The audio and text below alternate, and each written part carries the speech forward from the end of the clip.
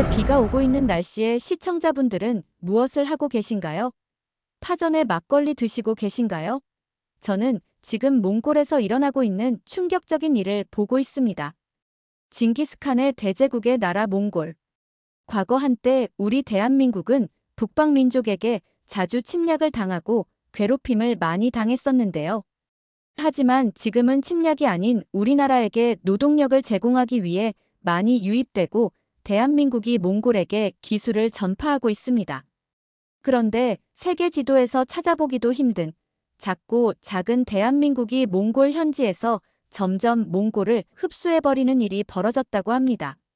심지어 몽골 시내에서는 마트 아줌마, 청년, 커피숍 직원 등 거리 곳곳에 한국말을 들을 수 있고 여기가 한국인지 몽골인지 구별을 할 수 없다고 합니다. 믿어지시나요? 이 이야기를 들으시면 우리 대한민국이 자랑스럽게 느껴지실 거라 생각합니다. 이야기 시작 전 구독과 좋아요 꾹 눌러주세요. 울란바토르 공항에 발을 딛는 순간 이상한 기분이 들었습니다. 프랑스를 떠나 몽골에 도착했는데 주변의 간판들이 한글로 가득했거든요. 저는 잠시 제가 잘못 비행기를 탄 건 아닌지 의심했습니다. 여기가 정말 몽골이 맞나? 저는 클레어입니다. 프랑스 국제문화연구소 소속 연구원이죠. 몽골 내 한류 확산이라는 주제로 현장 조사를 위해 울란바토르에 파견됐어요. 학술 자료로만 봤던 몽골의 한국화 현상을 직접 보기 위해서였죠. 택시를 타고 시내로 향하는 길, 창밖으로 보이는 풍경은 더욱 혼란스러웠습니다. 초원과 몽골 전통 가옥이 있을 거라 상상했던 몽골의 수도는 한국 브랜드로 가득했죠. 특히 한글 간판들이 눈에 띄게 많았습니다. 이건 마치 서울의 거리 같아요. 택시 기사에게 말했더니 그는 웃으며 고개를 끄덕였어요. 한국 좋아해요. 몽골 사람들 다 한국 좋아해요. 첫 방문지로 향한 곳은 대형마트였습니다. 연구 계획에 따라 일상생활 속 한류 영향을 먼저 관찰하기로 했거든요. 그런데 마트에 들어서자마자 눈을 의심했습니다. 이마트라는 간판이 당당히 걸려 있었죠. 한국의 이마트가 그대로 복제된 듯한 모습이었어요. 이게 몽골 최대 쇼핑몰이에요. 마트 입구에서 만난 현지 가이드가 자랑스럽게 설명했습니다. 안으로 들어가니 매대 배치, 상품 진열 방식까지 완벽하게 한국식이었어요. 심지어 판매하는 상품 중에는 한국산 제품들이 상당히 많았죠. 쇼핑을 마치고 나오는 길에 CU와 GS25 간판이 보였습니다. 호기심에 CU에 들어가 봤죠. 한국의 편의점과 똑같은 구조와 상품 배치였어요. 현지인들은 삼각김밥을 집어들고 타이레놀을 계산대에 올렸습니다. 마치 서울 한복판에 있는 것 같았죠. 와, 이거 정말 한국이랑 똑같네요. 계산원에게 말했더니 그녀는 자랑스럽게 웃었어요. 네, 한국처럼요. 우리는 한국 편의점이 좋아요. 깨끗하고 편리해요. 호텔로 돌아오는 길, 거리 곳곳에서 한글 간판들이 눈에 들어왔습니다. 카페, 레스토랑, 미용실. 한국 브랜드나 한글 이름을 사용한 가게들이 즐비했죠. 심지어 몽골어 간판 옆에 한글 설명이 병기된 곳도 많았어요. 호텔방에 도착해 노트북을 열고 오늘 본 것들을 기록했습니다. 사진을 하나씩 정리하면서 생각했죠. 이건 단순한 문화 교류가 아니야. 이건 일종의 문화적 동화 현상. 창밖으로 보이는 울란바토르의 밤 풍경은 서울의 그것과 묘하게 닮아 있었습니다. 네온사인과 한글 간판이 빛나는 거리. 한국에서 온 게 아니라 한국이 이곳에 와 있었어요. 베개에 머리를 기대며 생각했습니다. 내일은 현지 연구 파트너 이수를 만나 본격적인 조사를 시작할 예정이에요. 이 낯설지만 묘하게 익숙한 나라에서 어떤 발견들이 저를 기다리고 있을까요? 아침 일찍 호텔 로비에서 몽골 현지 연구 파트너인 이수를 만났습니다. 이수는 한국계 몽골인으로 서울대학교에서 공부한 후 고향인 울란바토르로 돌아온 30대 초반의 여성이었죠. 안녕하세요, 클레어 씨. 드디어 만나게 되어 반가워요. 이수는 유창한 영어로 인사했습니다. 한국어, 몽골어, 영어를 자유롭게 구사한다고 했어요. 그녀의 정체성이 이미 여러 문화가 혼합된 결과물 같아 흥미로웠습니다. 오늘은 몽골에서 가장 한국적인 장소들을 둘러볼게요. 이수의 안내로 첫 번째 방문한 곳은 한류타운이라 불리는 쇼핑 거리였습니다. 빛나는 한글 간판들 사이로 한국 화장품, 의류, 음식점들이 즐비했어요. 매장 안은 한국 관광객보다 몽골 현지인들로 붐볐죠. 이곳은 5년 전만 해도 그냥 평범한 상가였어요. 지금은 몽골에서 가장 핫한 쇼핑 장소가 됐죠. 이수가 자랑스럽게 설명했습니다. 화장품 매장에 들어가니 한국에서 흔히 볼 수 있는 브랜드들이 가득했어요. 몽골 여성들이 한국 스킨케어 제품을 테스트하고 있었습니다. 몽골 여성들은 한국 여성들의 피부를 동경해요.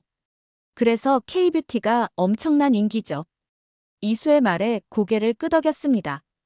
한국 드라마에서 본 배우들의 피부처럼 되고 싶어 하는 마음, 이해할 수 있었어요.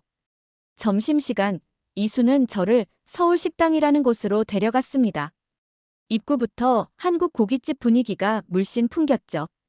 테이블마다 설치된 환풍기, 쇠고기를 굽는 향기, 소주병이 놓인 테이블까지 완벽한 한국 식당의 모습이었어요. 여기 삼겹살은 몽골 최고예요. 직접 한국에서 수입한 레시피랍니다. 고기를 앞에 두고 이수와 대화를 나눴습니다. 그녀에 따르면 몽골 사람들은 원래 고기를 즐겨 먹지만 한국식 바비큐의 맛과 방식에 완전히 매료되었다고 해요. 고기만 구워 먹는 것이 아니라 쌈을 싸고 반찬과 함께 먹는 방식이 신선했대요. 이제는 몽골 가정에서도 쌈장을 구비하는 경우가 많아졌어요. 오후 내내 울란바토르 곳곳을 돌아다니며 한류의 영향을 조사했습니다. K-팝댄스 학원, 한국어 학원, 한식 재료를 파는 마트까지 한국 문화는 이 도시 깊숙이 스며들어 있었어요. 저녁에는 특별한 곳으로 모시고 갈게요. 해가 지고 울란바토르의 밤이 찾아왔습니다. 이수가 데려간 곳은 동대문 포차라는 간판이 걸린 가게였어요. 문을 열자 한국의 포장마차를 그대로 옮겨놓은 듯한 풍경이 펼쳐졌습니다. 빨간 테이블보, 플라스틱 의자, 소주병과 안주가 가득한 테이블들. 한국 포차 특유의 활기찬 분위기가 그대로 재현되어 있었어요. 이게 정말 몽골이 맞나요? 저도 모르게 놀라 물었습니다. 이수는 웃으며 고개를 끄덕였죠. 맞아요. 몽골판 포차예요. 3년 전에 생겼는데 지금은 가장 인기 있는 술집 중 하나가 됐죠. 테이블에 앉자 주변은 몽골 젊은이들로 가득했습니다. 놀라운 것은 그들이 소맥을 마시고 있다는 점이었어요. 소주와 맥주를 섞어 마시는 한국 특유의 음주 문화가 여기까지 전파된 것이죠. 저기 봐요, 저 테이블. 이수가 가리킨 곳에서는 몽골 젊은이들이 소주병으로 짠 게임을 하고 있었습니다. 한국 드라마에서 흔히 볼 수 있는 장면이 울란바토르의 작은 포차에서 재현되고 있었어요. 이들은 왜 이렇게 한국 문화에 빠져 있는 걸까요? 궁금증을 참지 못하고 물었습니다. 이수는 잠시 생각하더니 대답했어요. 한국 드라마와 예능에서 보여주는 생활 방식이 몽골 젊은이들에게는 일종의 로망이 된 것 같아요.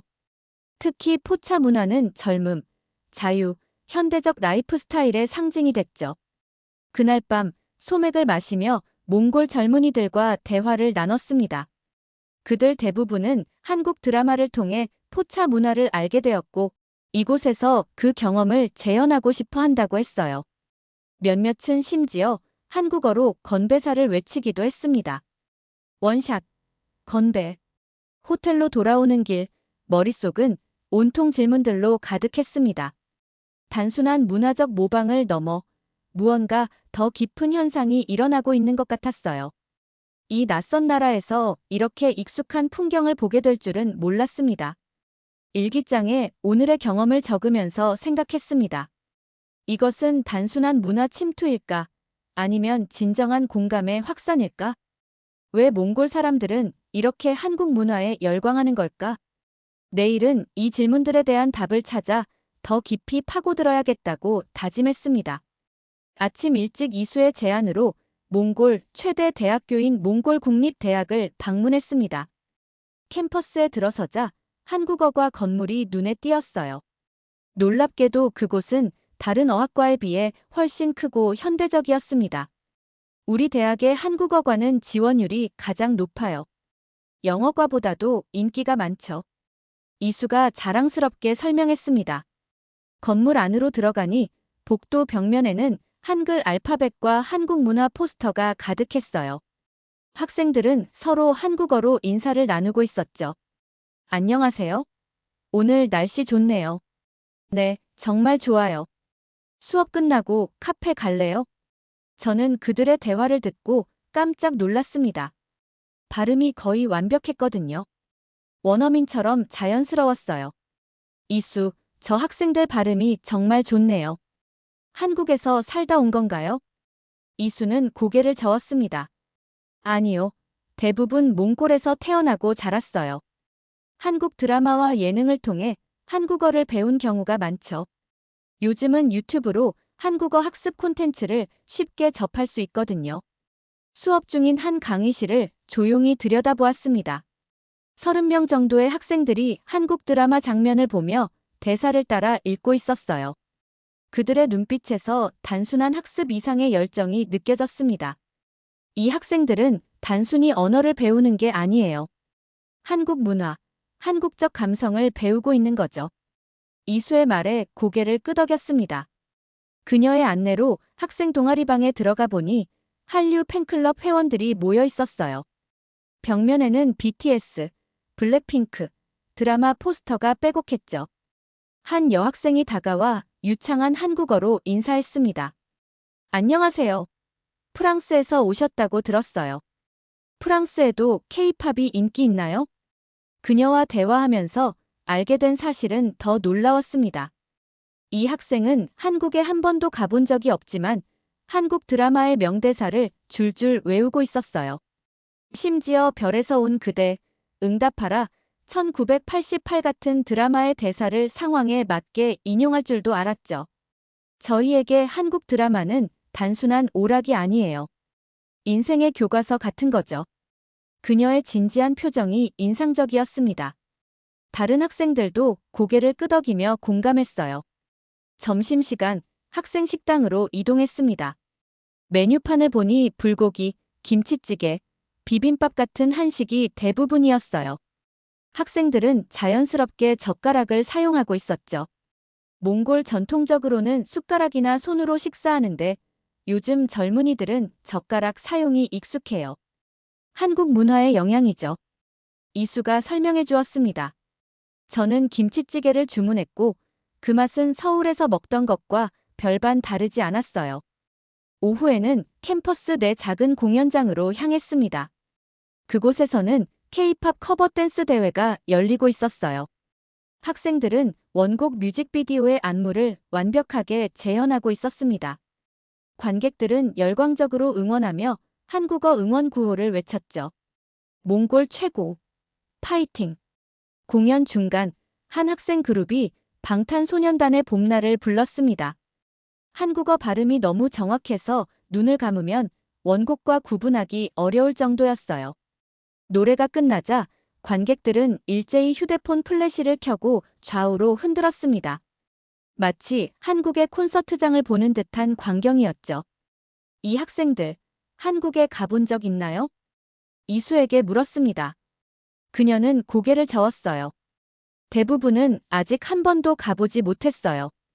그래서 더 간절한 것 같아요. 한국 방문은 그들의 버킷리스트 1순위죠.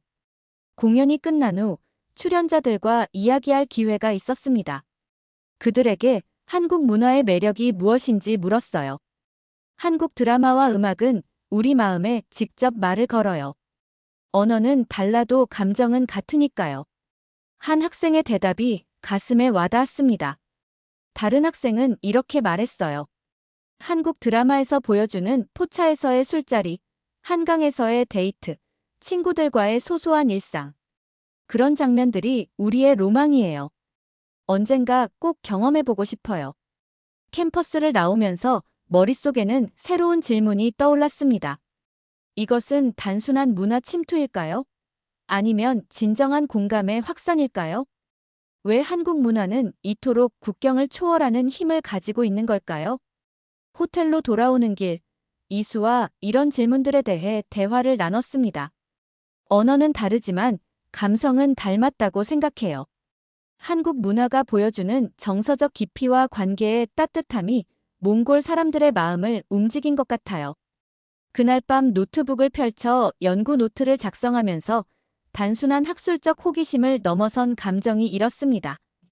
이것은 문화의 힘, 아니, 감성의 힘이 만들어낸 경이로운 현상이었어요. 다음 날 아침, 이수는 저를 몽골 전통 식당으로 데려갔습니다. 현지인들이 많이 찾는 곳이라고 했죠. 이곳에서 몽골 전통 음식을 맛보며 식문화를 비교해보자는 제안이었어요. 식당 내부는 유르트를 연상케 하는 장식들로 꾸며져 있었습니다.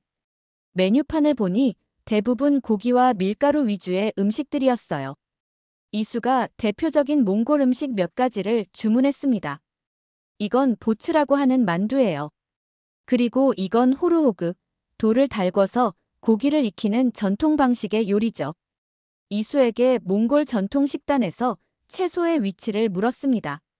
그녀는 솔직하게 대답했어요. 사실 몽골 전통 식단에는 채소가 많지 않아요.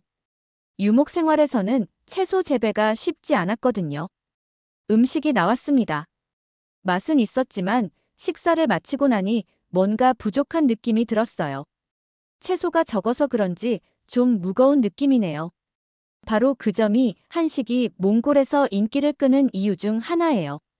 다음으로 방문한 곳은 서울 키친이라는 한식당이었습니다. 점심시간이라 현지인들로 붐볐어요. 테이블마다 김치, 나물, 콩나물 등 다양한 반찬들이 놓여 있었습니다. 특히 반찬 문화가 몽골 사람들에게 신선한 충격을 줬대요. 비빔밥과 순두부찌개를 주문했습니다. 주변 테이블의 몽골인들은 반찬을 자연스럽게 섞어 먹고 고추장을 능숙하게 사용하고 있었어요. 몽골 사람들이 매운 음식을 좋아하나요? 처음에는 적응하기 어려워했지만 지금은 많은 몽골인들이 매운맛에 익숙해졌어요. 옆 테이블에서는 한국어로 대화하고 있었습니다. 나 요즘 한식 없으면 못 살 것 같아. 이수는 진지한 표정으로 설명했어요. 채소가 부족한 몽골 식단에 균형을 가져다 준 거죠. 건강에 좋다는 인식도 강해요. 식사를 마치고 나오면서 거리의 식당들을 살펴보았습니다. 가장 붐비는 곳은 단연 한식당이었어요. 반찬 문화가 큰 역할을 했다고 봐요. 밥 한 그릇에 여러 가지 반찬을 번갈아 먹는 방식이 식사를 더 풍요롭게 만들거든요. 한식은 단순한 음식이 아니라 건강과 균형에 대한 철학을 담고 있었습니다. 그리고 그 철학이 몽골 사람들의 마음을 사로잡은 것 같았어요. 다음 날, 이수는 저를 현대적인 오피스 건물로 안내했습니다. 이곳은 몽골의 스타트업들이 모여 있는 공간이었어요. 로비에 들어서자 한글과 몽골어가 병기된 회사 로고들이 눈에 띄었습니다. 마치 서울 강남의 스타트업 밸리를 연상케 하는 분위기였죠. 이 건물에 입주한 스타트업 중 절반 이상이 한국 기업과 협업하거나 한국식 경영 방식을 도입했어요. 몽골 청년들 사이에서 K-스타트업 방식이 하나의 트렌드가 됐죠. 엘리베이터를 타고 올라가 가장 먼저 방문한 곳은 울란서울테크라는 IT 기업이었습니다. 사무실 분위기는 완전히 한국식이었어요.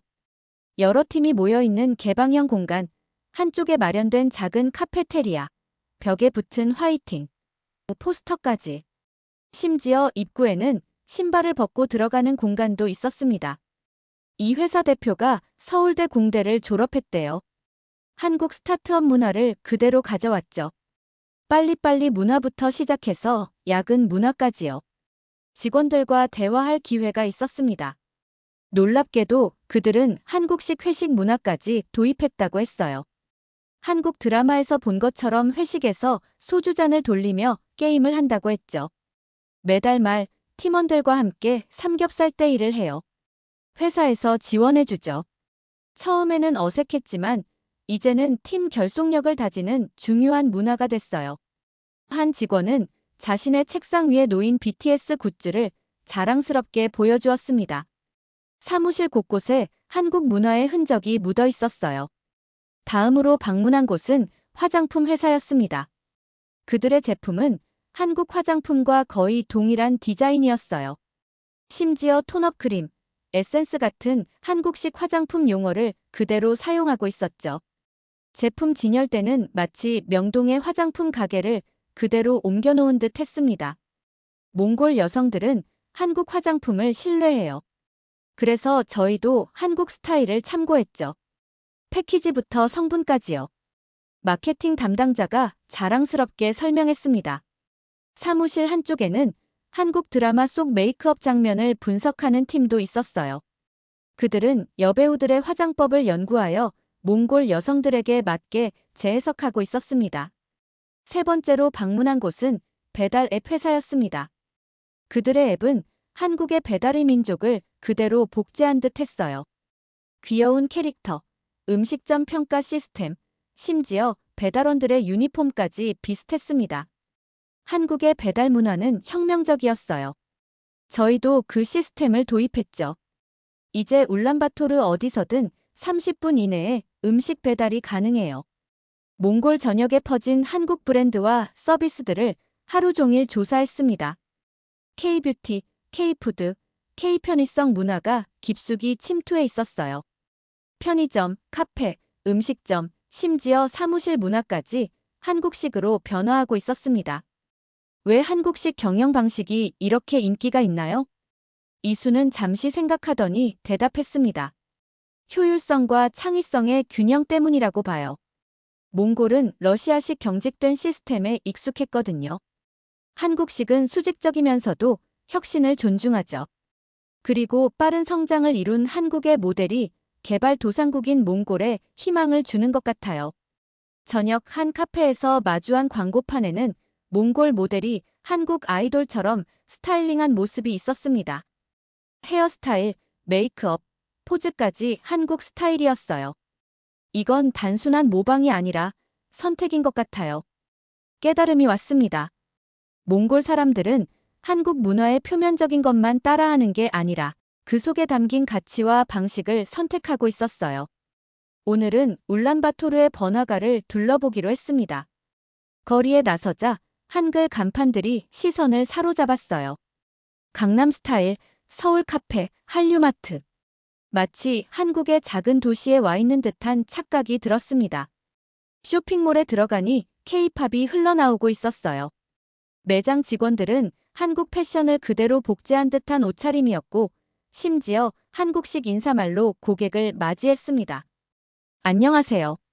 어서 오세요. 화장품 코너에서는 몽골 여성들이 한국 스타일의 메이크업을 받고 있었어요. 피부톤을 밝게 하고 눈을 크게 강조하는 스타일이었죠. 그들의 모습은 한국 여성들과 너무 닮아 있어서 잠시 혼란스러웠습니다. 저기 있는 사람들, 한국인 아닌가요? 이수에게 물었더니 그녀는 웃으며 대답했어요. 모두 몽골인이에요. 최근에는 한국인처럼 스타일링하는 게 유행이거든요. 점심시간 푸드코트로 향했습니다. 메뉴판을 보니 대부분 한식이었어요. 비빔밥, 김치찌개, 부대찌개. 몽골인들이 줄을 서서 기다리고 있었죠. 저희도 줄에 섰는데 앞에 있던 몽골 젊은이가 저에게 유창한 한국어로 말을 걸었습니다. 한국에서 오셨어요? 서울이 고향이세요?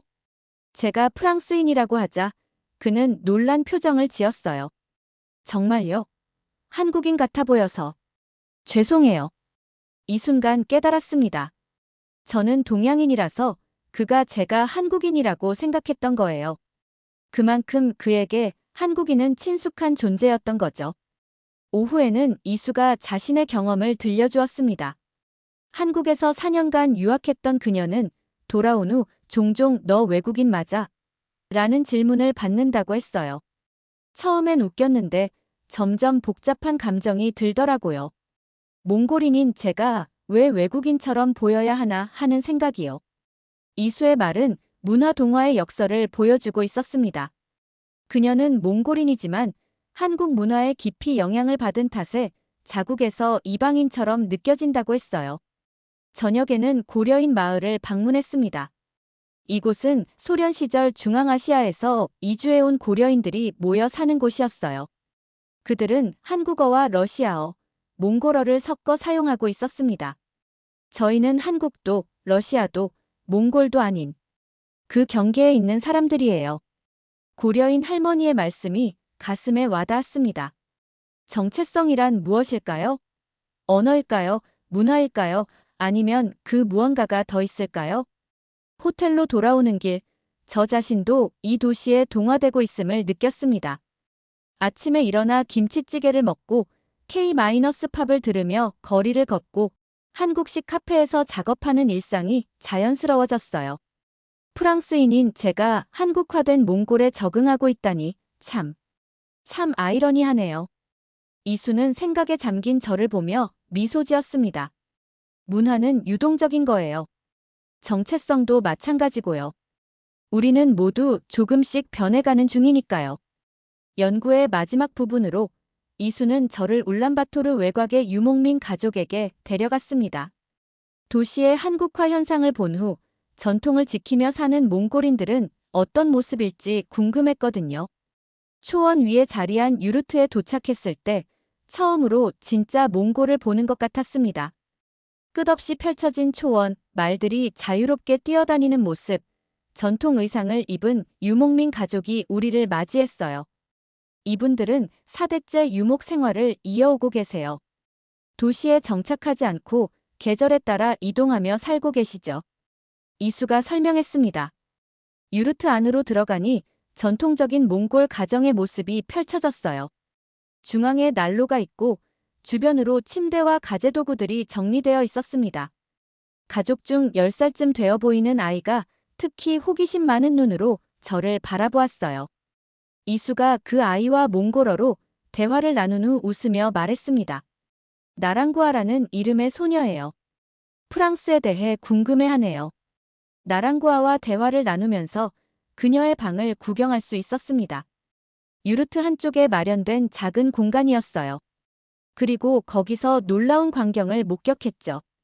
벽에는 BTS 포스터가 붙어 있었고 침대 옆에는 한글 교재가 놓여 있었습니다.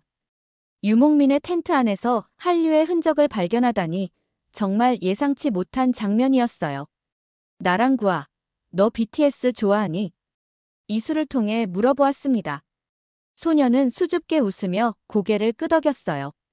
제일 좋아하는 멤버는 정국이에요. 언젠가 서울에 가서 BTS 콘서트를 보는 게 제 꿈이에요.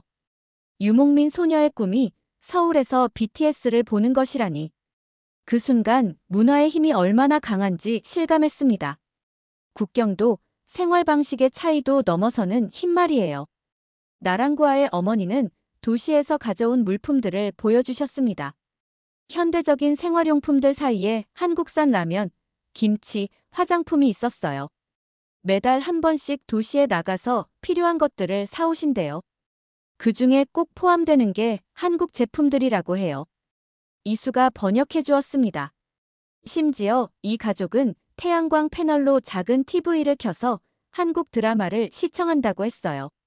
문명과 멀리 떨어진 이곳에서도 한류는 이미 자리 잡고 있었습니다.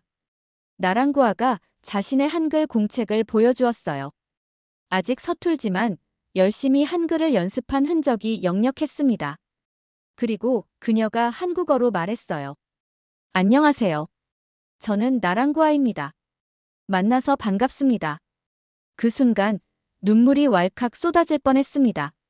초원 위에 유목민 소녀가 한국어를 배우고 있다는 사실이 너무나 감동적이었어요. 유르트를 나오면서 가족들은 전통 몽골 음식을 대접해 주셨습니다. 그리고 이어서 깜짝 놀랄 만한 음식이 나왔어요. 바로 김치였습니다. 직접 담그셨대요. 한국 드라마를 보고 레시피를 배우셨다고요. 떠나기 전 나랑구아의 아버지께서 하신 말씀이 가슴에 깊이 남았습니다. 우리는 몽골의 전통을 지키면서도 세계와 연결되어 있어요. 한국 문화는 우리에게 새로운 세계를 보여주었죠. 초원으로 돌아오는 길, 저는 깊은 생각에 잠겼습니다. 정체성은 변하지 않는 것이 아니라 계속해서 확장되고 있는 것 같았어요. 몽골인들은 자신들의 뿌리를 잃지 않으면서도 새로운 문화를 받아들이고 있었습니다. 몽골에서의 연구를 마무리하며 마지막 날 이수와 함께 울란바토르의 한 카페에 앉았습니다. 창밖으로는 한글 간판들이 빛나고 거리를 오가는 사람들은 한국 스타일의 패션을 하고 있었어요. 이제 이런 광경이 낯설지 않게 느껴졌습니다. 3주 동안 정말 많은 것을 보고 배웠네요. 몽골에서의 한류 현상은 제가 예상했던 것보다 훨씬 깊고 광범위했어요. 이수는 미소를 지으며 커피를 마셨습니다. 그녀는 이번 연구를 통해 저에게 특별한 친구가 되었어요. 클레어, 몽골의 한국화에 대해 어떤 결론을 내렸어요?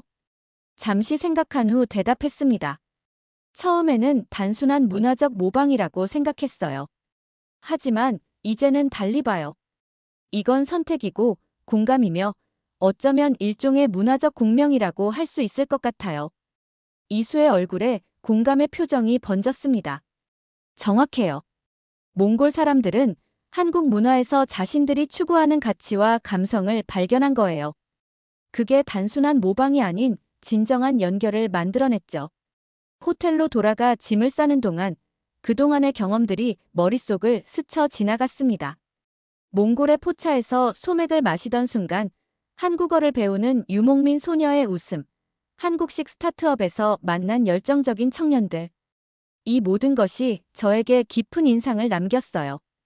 비행기를 타기 전 이수가 저에게 작은 봉투를 건넸습니다.